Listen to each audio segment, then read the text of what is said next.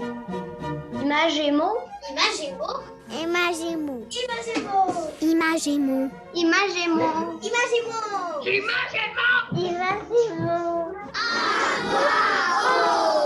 Bonjour, c'est Marie Lalande au micro d'Images et mots à voix haute, épisode du 23 avril 2022. En première partie aujourd'hui, dans les coulisses du livre, on rencontre l'autrice, animatrice et traductrice Christiane Duchesne.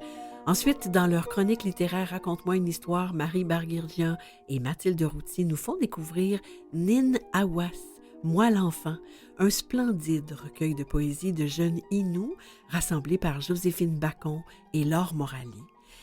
Et en fin d'émission, pour sa chronique des livres qu'on écoute, Ariane Chalifou, bibliothécaire à BANQ, nous propose des livres audio sur la poésie.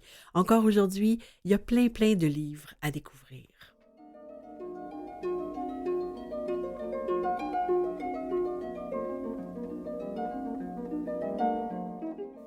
Je m'appelle Alexa.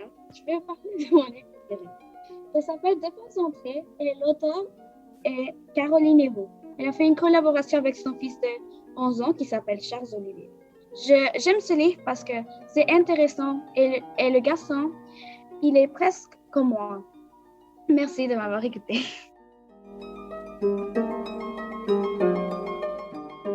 Bonjour, je m'appelle Lénie, j'ai 11 ans.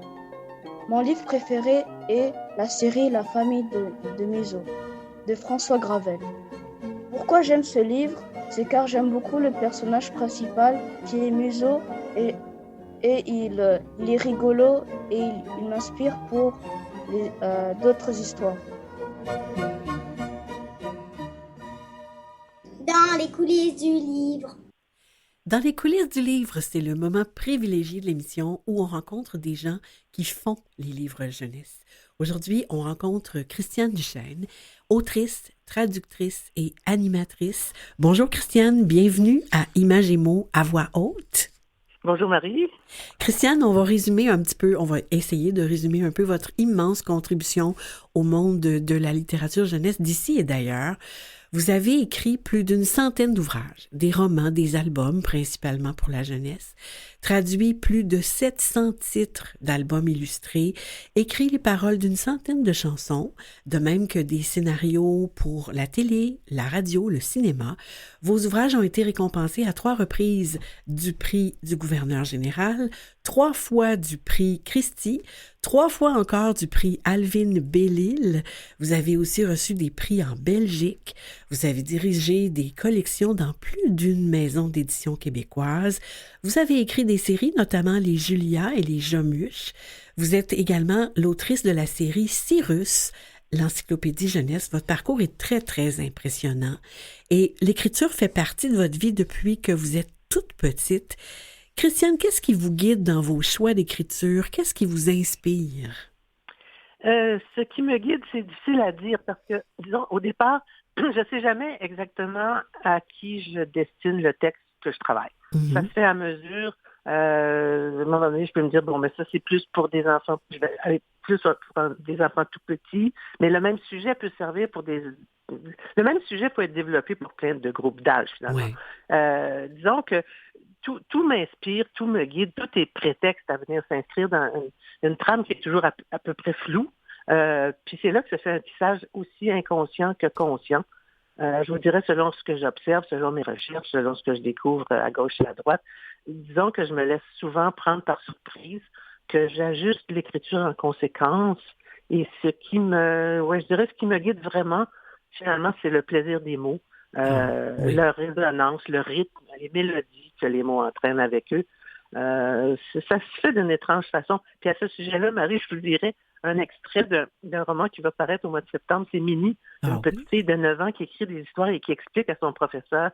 Son professeur lui demande, dis-moi donc, Minnie, comment tu les inventes, tes histoires? Oh, avec plaisir, on vous écoute. Alors, Minnie haussa les épaules. Je ne sais pas, dit-elle. C'est comme toutes sortes de petits morceaux de vrai qui se mettent ensemble en désordre. C'est difficile à dire. Aujourd'hui, c'est à cause de la lettre de Colette. Elle a fait mon portrait et Minnie tenta d'expliquer à Mademoiselle Olive comment les idées se mettaient à danser dans sa tête comme de petites fusées, qu'elles se croisaient, qu'elles se frappaient aussi parfois qu'elle tournait comme dans un carrousel. C'était comme ça, tout simplement. Mais je ne sais pas pourquoi, murmura-t-elle en ajoutant un peu de rose aux joues du portrait de Mademoiselle Olive. C'est à peu près comme ça que ça se passe dans ma tête. C'est magnifique.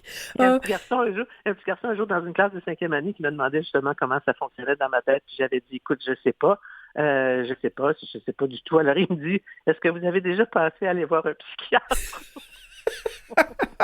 En tout cas, nous, on ne souhaite pas que vous alliez voir un psychiatre parce que c'est génial ce qui se passe dans votre tête. Je saurais comment ça fonctionne, puis peut-être que ça ne fonctionnerait plus. Vous aimez ça, vous l'avez dit tantôt, jouer avec les mots, avec l'imaginaire, puis vous offrez, en tout cas, vous le faisiez avant la pandémie, vous offrez des ateliers de création par le biais de l'écriture. C'est quoi la place que vous faites à la poésie dans votre vie? Oh, la poésie, pour moi, ça a toujours été là. Même toute petite. Je m'écrivais des poèmes. Dès que j'ai su écrire, j'ai fait des livres avant de savoir écrire. Ça a toujours été une passion. Mais la poésie, oui, ça a une place énorme. Pas nécessairement dans l'écriture de poèmes, mais la poésie dans mon écriture partout et tout le temps. C'est majeur pour moi d'avoir ce regard poétique sur la vie en général, sur les décors, sur les atmosphères.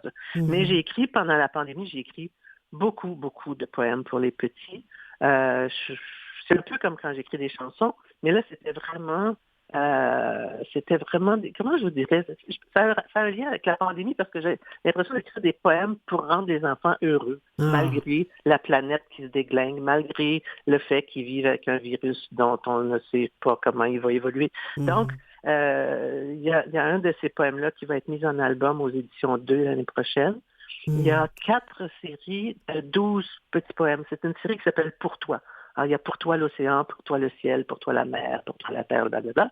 Et ça va être, il va y avoir ces 4 séries-là vont être regroupées en 2 livres chez Soulière en 2024.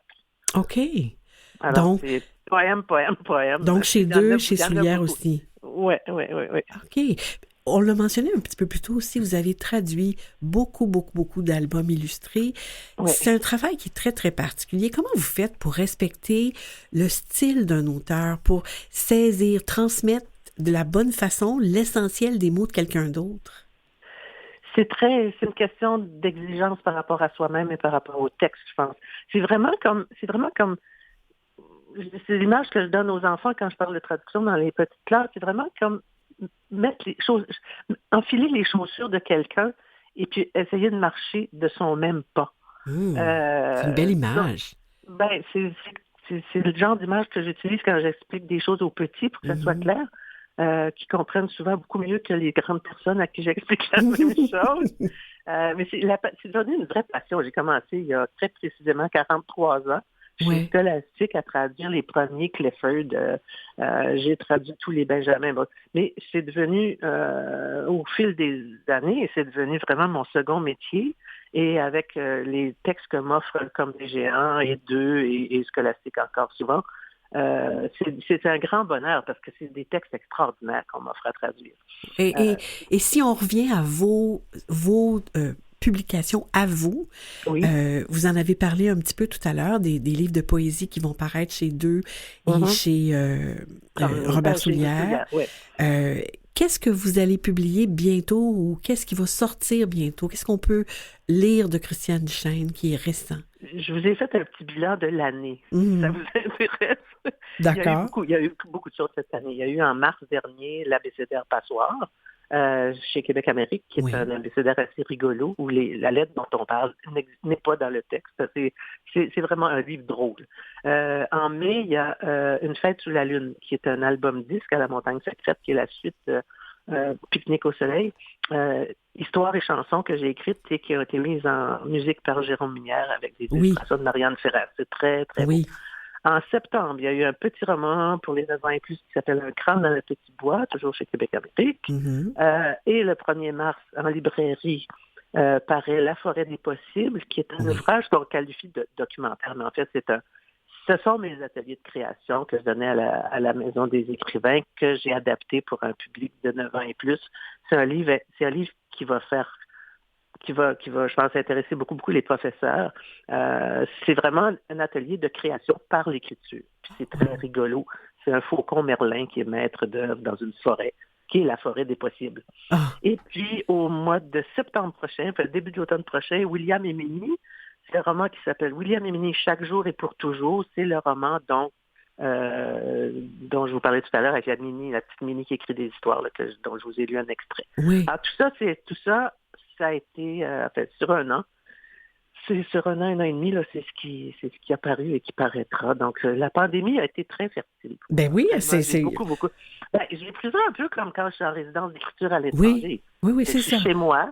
Il faut voir des avantages. Oui, alors je parle à mes enfants par FaceTime, moins maintenant, mais à une certaine époque. Donc, j'étais vraiment recluse.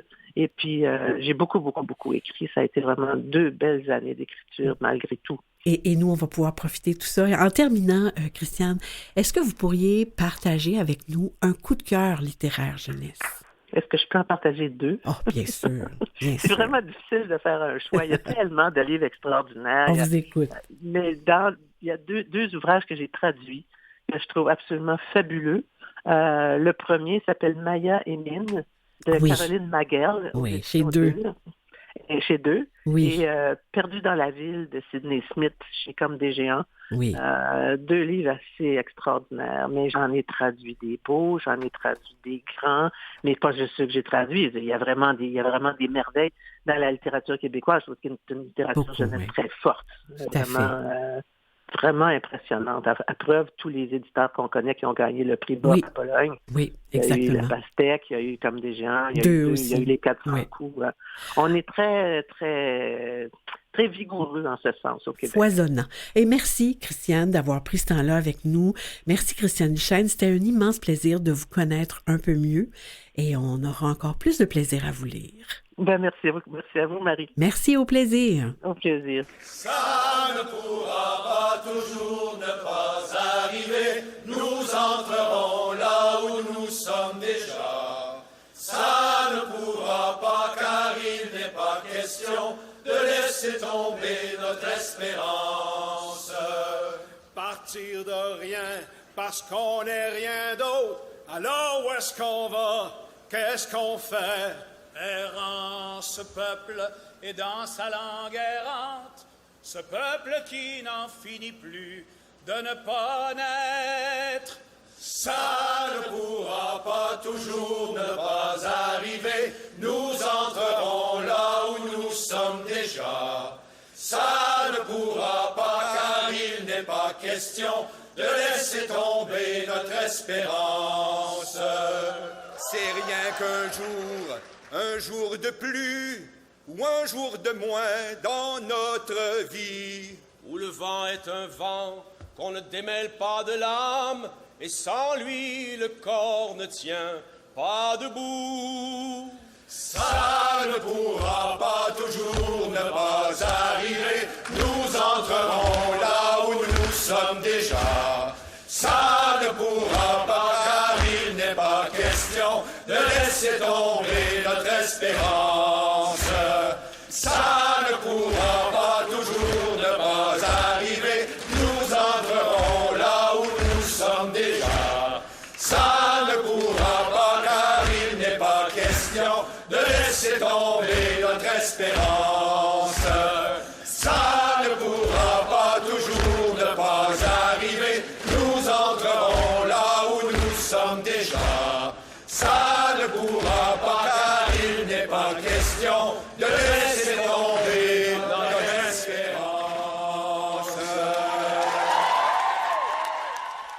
La poésie de Gaston Miron, Retour à nulle part, interprétée par l'équipe des 12 hommes rapaillés en finale de leur spectacle en février 2015. Un moment mémorable. Raconte-moi une histoire. On écoute maintenant une des chroniques littéraires de Marie Barguirdian et Mathilde Routier. Aujourd'hui, elle parle de poésie. Joséphine Bacon et Laure Morali ont recueilli des poèmes de jeunes Inuits dans un splendide recueil, Nin Awas, Moi l'enfant, publié en collaboration par les éditions Mémoire d'Encrier et l'Institut Tchakapèche. On écoute. Aujourd'hui, nous vous proposons de plonger dans l'univers de la poésie avec Nin Awas, Moi l'enfant, poésies qui nous viennent du Grand Nord, plus exactement des élèves des communautés Innu. Un travail particulier fait en collaboration avec 2 autrices, Joséphine Bacon, elle-même poète Innu, et Laure Morali, autrice qui vient de Bretagne mais que la route des vents a portée jusqu'à Equanichit. Ces 2 autrices ont donc semé et recueilli, comme elles le disent, ces poèmes pendant 4 ans, amenant ainsi des jeunes à travailler les mots, à écrire, à les mettre en texte poétique. Et cela donne un recueil de poèmes original bilingue, en français et en Innu Aimun. On y trouve aussi des textes écrits par les 2 autrices évoquant les valeurs et les pensées du peuple Innu. Car c'est un recueil qui donne à découvrir ce qui fait l'essence même de leur nation. Et cela essentiellement par les mots de ces jeunes. Le rapport aux éléments naturels, aux ancêtres, aux esprits, à la famille. Ce qui frappe dans les poèmes de ces jeunes, c'est la façon dont ils comprennent bien les liens entre tous ces éléments, ces liens très forts. Oui, et c'est une façon pour eux de dire leur fierté d'appartenance et trouver le courage de regarder vers l'avenir, comme le dit elle-même Joséphine Bacon. Quand je regarde le ciel, mon grand-père me parle. Nous saluons ici ce travail immense de création des élèves des différentes communautés, que l'on découvre d'ailleurs grâce à des cartes qui permettent de bien les situer. Certains poèmes sont très courts, d'autres en pause poétique, d'autres ressemblent à de courts récits et l'on y sent la liberté que ces jeunes se sont appropriés pour écrire. Dans leur rapport au monde, ils traduisent bien toutes leurs sensations. J'entends le tambour battre comme un caribou qui court. J'entends le son de la vie. À côté des poèmes des jeunes, les textes de Laure Morali et de Joséphine Bacon sont très importants, il me semble, pour amener le lecteur à entrer plus profondément encore dans leur univers. Ces textes montrent leur complicité et cette complicité entre les autrices est une leçon pour tous. Car ne l'oublions pas, l'une est Innu, l'autre bretonne. Elles se retrouvent pourtant sur un territoire commun, la terre Innu, la terre, notre terre et notre langage, quelle que soit la musique qu'elle porte. Ajoutons que le recueil témoigne aussi de l'importance de la poésie comme langage universel, comme langue pour parler de la vie. Nous avons ri et pleuré en écoutant les enfants lire leurs poèmes. Nous avons parfois eu l'impression que l'écriture d'un seul poème pouvait soigner un cœur meurtri, écrit Laure Morali. La poésie est vraiment partout, dans la nature, dans le cœur des enfants et même dans le nom des communautés. Comme Equanichu, là où les choses s'échouent, ou Pakuchipu, la rivière basse au banc de sable. Fascinant cet écho des langages. 2 mots en Innu en donnent 5 ou 6 en français. Pour terminer, évoquons les illustrations de Lydia Mestokosho Paradis qui, dans un graphisme simple, pose les éléments ou symboles essentiels à l'esprit autochtone. Ces dessins apportent une touche poétique, eux aussi, au poème des jeunes Innu. Un recueil courageux et touchant, recueillant l'inspiration des jeunes Innu. Ninawas, Moi l'enfant, poème semé et recueilli par Laure Morali et Joséphine Bacon, publié chez Mémoire d'Encrier. Un recueil, rappelons-le, bilingue, en français et en Innu Aimun. Bravo encore. C'est un album magnifique, une démarche digne de mention. Allez, je vous en lis un. J'ai choisi le poème de Marc-Olivier, Tessa et Léo de la communauté de Ouachao, l'abbé, qu'on peut lire en page 292. La poésie. La poésie, c'est comme si tu racontais ta vie, en quelques mots. C'est comme marcher dans les mots et tomber des nuages. Et sur le site de l'émission, vous retrouverez les liens vers le titre mentionné, vers la page Facebook de On a tous besoin d'histoire, ainsi que vers celui du blog de Marie Barguirdian, Art Stram Gram. Bonjour, je m'appelle Maëlle et aujourd'hui je vais vous parler de mon livre préféré qui s'appelle L'univers est un ninja de Alex A et des éditions Presse Aventure. J'aime beaucoup ce livre parce que j'aime beaucoup les péripéties et les aventures qui sont des fois complexes mais très amusantes. Aussi, les couleurs de ce livre, ils peuvent beaucoup expliquer les émotions des personnages et le temps.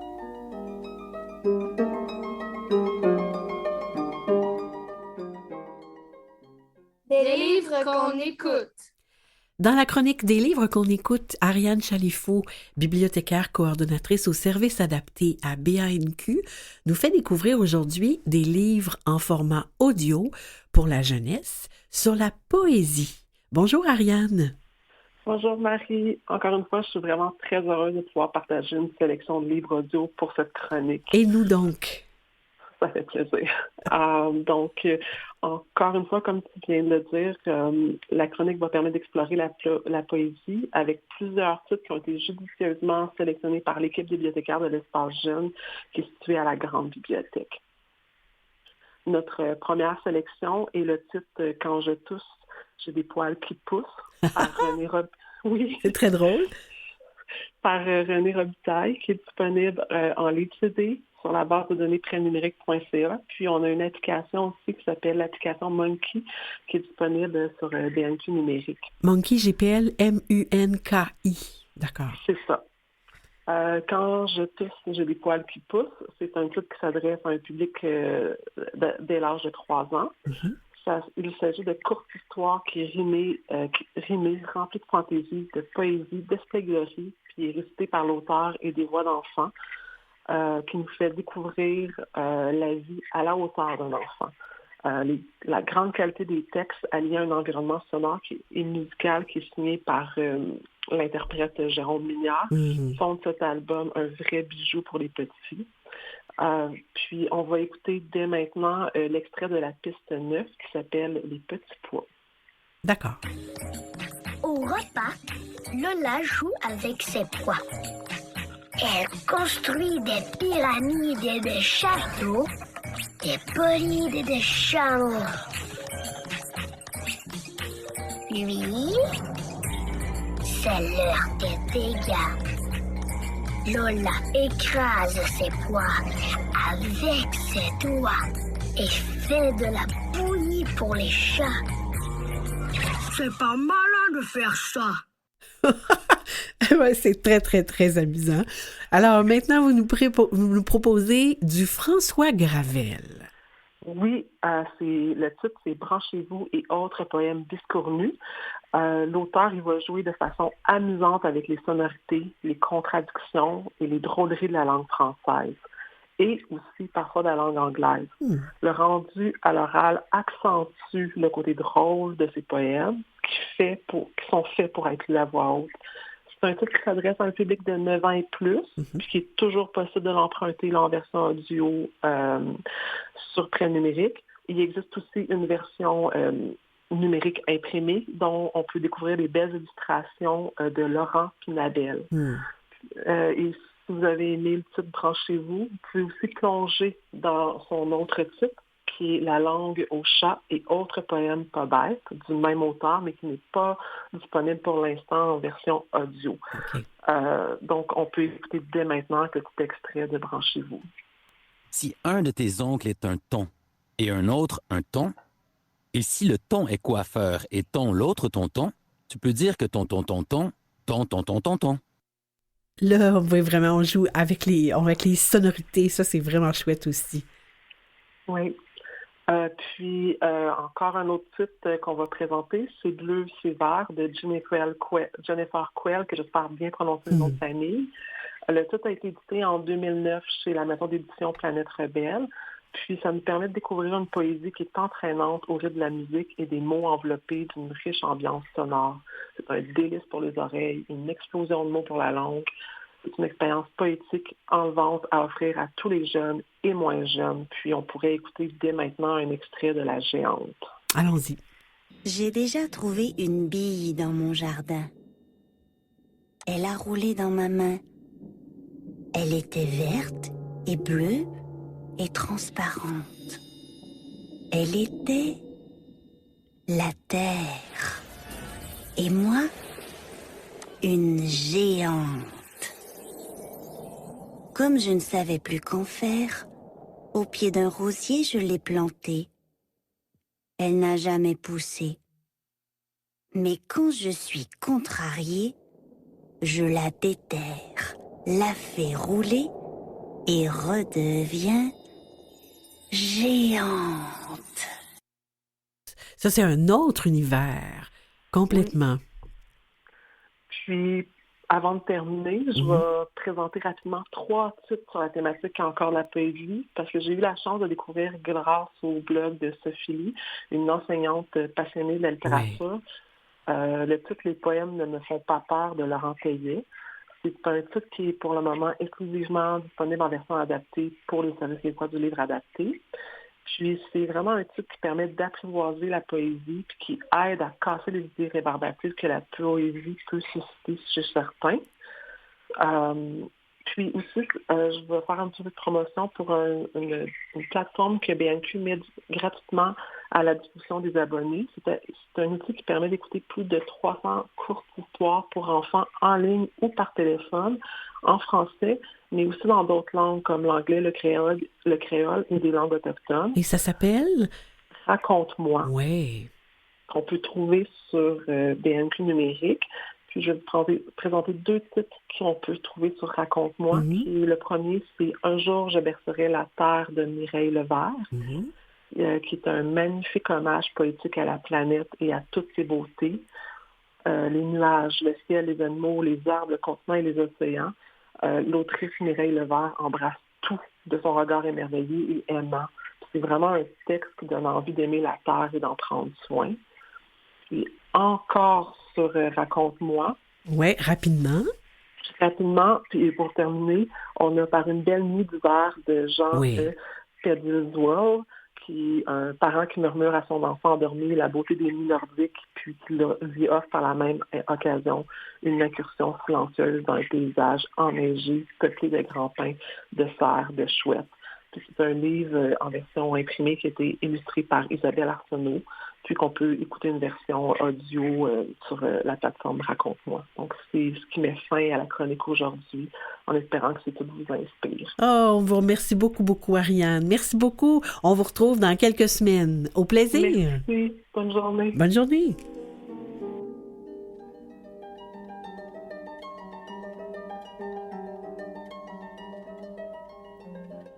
Alors, je vous rappelle que les auditeurs pourront trouver toutes les références à propos des livres audio que Ariane a suggérés sur le site de l'émission. Je remercie les invités et les collaborateurs d'aujourd'hui, la prolifique Christiane Duchesne, Marie Barguirdian et Mathilde Routy pour leur chronique littéraire « Raconte-moi une histoire », Ariane Chalifou, bibliothécaire à BANQ pour sa chronique « Des livres qu'on écoute », Nicolas Svartman en régie et au montage et Jean-Sébastien Laliberté, chef diffusion technique pour la mise en onde. Voici, c'est ici que se termine Images et mots à voix haute cette semaine. À la semaine prochaine.